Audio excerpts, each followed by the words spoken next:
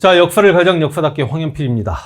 우리 대한민국 자랑스러운 육사 자랑스러워야 합니다. 그 육사 충무관 앞에는 5분 독립운동가 동상, 정확히는 흉상이 있습니다. 홍범도 장군, 그리고 지청천, 김자진, 이범석 장군, 그리고 아나키스트 이회영의 흉상까지, 이 5명의 흉상이 전부 철거 이전이 되는데 나머지 4분은 육사 안으로 이전이 되지만 홍범도 장군의 흉상은 어디로 이전될 게 결정되지 않은 채 일단 철거죠. 이렇게 되면, 그리고 실제로 충무관 안에 1층 로비에는 여러분들 학창시절에 을사죄악 체결되었을 때 민영환의 자결, 1907년 한일 신협약이 체결되고 군대가 해산되었을 때 1년대 1대대장, 우리가 시위대 대장이라고 이야기하는 참령 박승환의 자결. 학교 선생님들이 민영환과 박승환의 이름을 많이 바꿔서 출제도 하고 그랬단 말이죠. 그 박승환의 자결 때문에 그 박승환의 부하들이 피눈물을 흘리면서 무기를 반납하려던 대한제국의 군인들이 박승환의 자결에 분노감을 느끼고 일본군과 치열한 전투를 치렀던 게 그게 남대문 전투입니다. 당연히 남대문 위에 기관총을 올려놓고 쏘아대는 일본군에게 패배했고 약 68명이 전사했고, 그렇게 전사한 대한제국의 군인들의 시신을 행가래 치면서 희낙낙거리는 그 장면을 당시 조선에 들어와 있었던 뮤텔 주교가 기록을 해놓은 게 있단 말이죠. 그 박승환의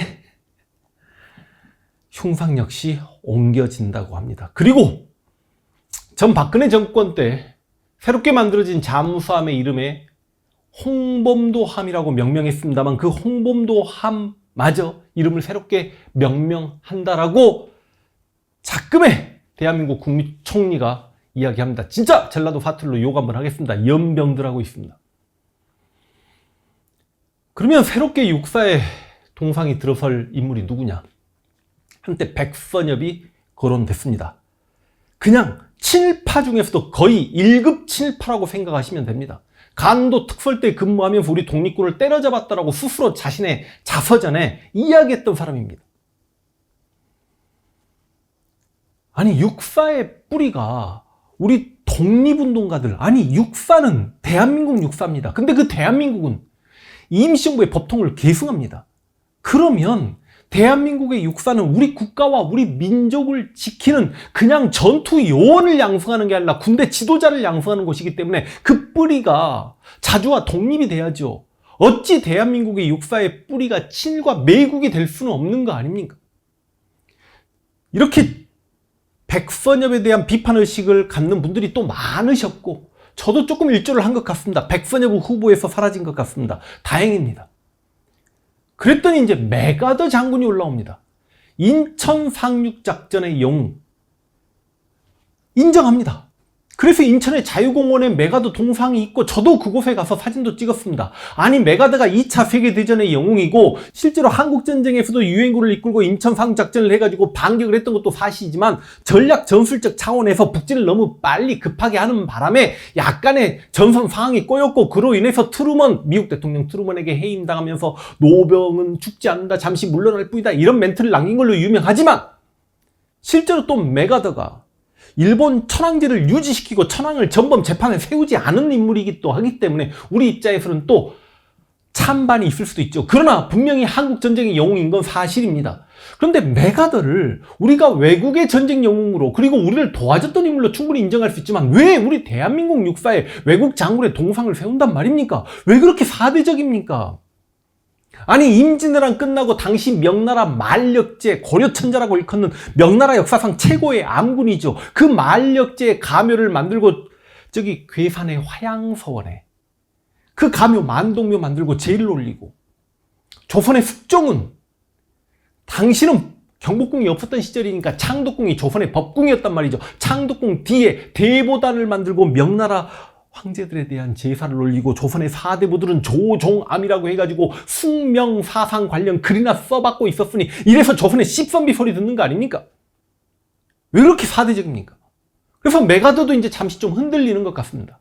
여러분, 우리 육사에 저는 홍범도 장군의 동상이 지켜지기를 진심으로 간절히 바라고 또 바랍니다.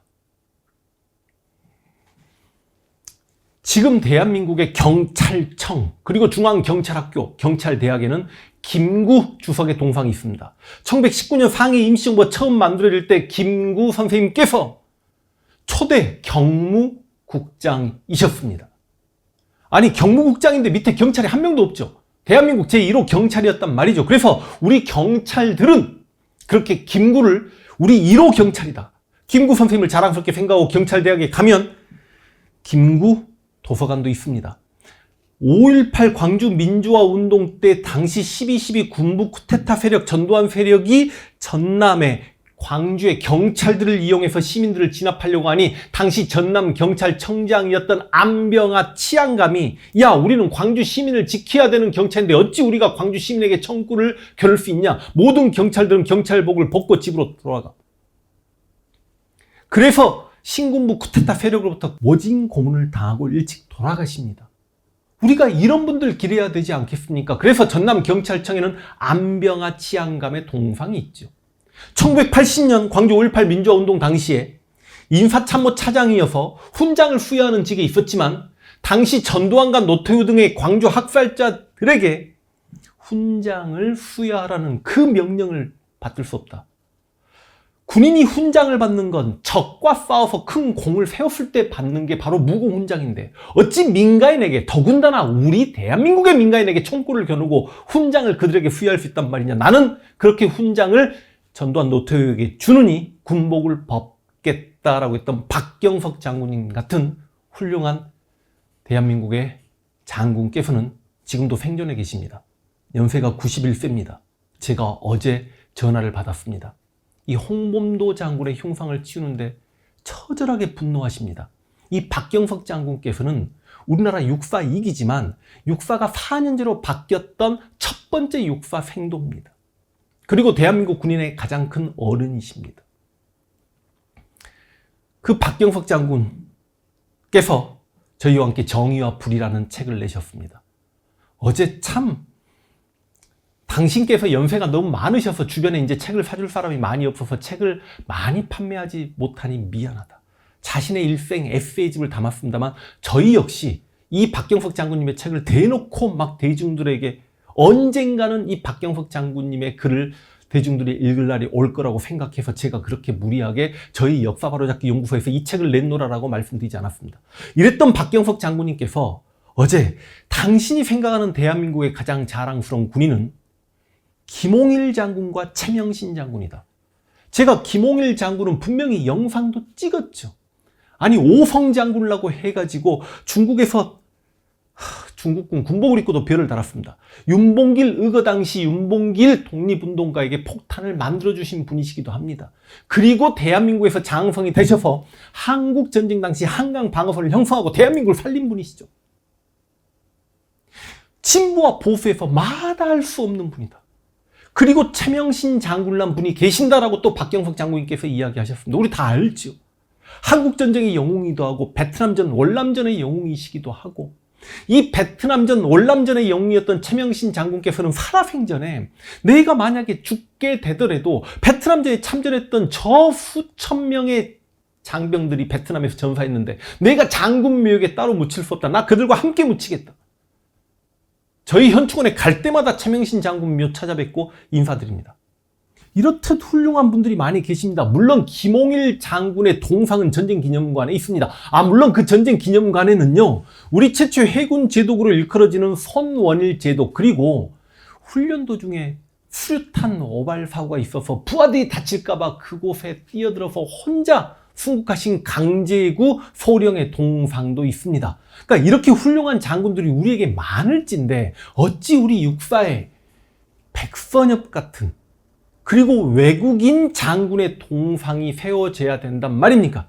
박경석 장군님의 마지막 전화 멘트에 이제 내가 나이가 이렇게 많이 됐으니 혹여나 내가 이 세상을 떠나고 다시 대한민국에서 백선엽 같은 작자들을 떠받드는 세력이 나왔을 때 그들을 누가 막을 것인가 한탄하시는 모습에 저희 역시 너무너무 가슴이 아팠다는 말씀과 더불어 올 겨울에 홍범도 장군의 흉상이 육사에서 철거된다라고 하니 그때까지